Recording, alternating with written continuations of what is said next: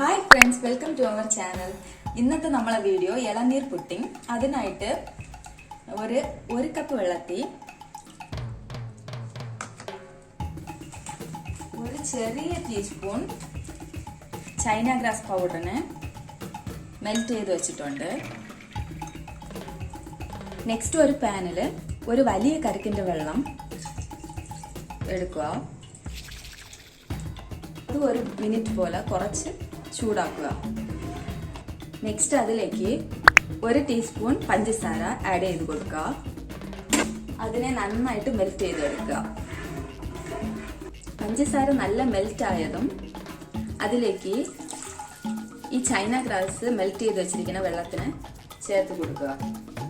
അതിന് ഒരു 2 to 3 minutes law ഫ്ലെയിമിൽ വെച്ച് കുറച്ച് ചൂടാക്കി കൊടുക്കുക.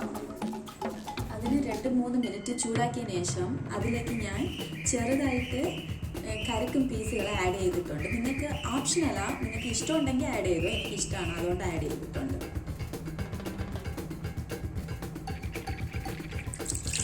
ചൂടാറിയതിന് ശേഷം ഒരു ബൗളിലേക്ക് മാറ്റുക. മാറ്റിയിട്ട് ഇത് റെഫ്രിജറേറ്ററിൽ വെച്ച് 1 to 2 മണിക്കൂർ ഫ്രീസ് ചെയ്തെടുക്കുക.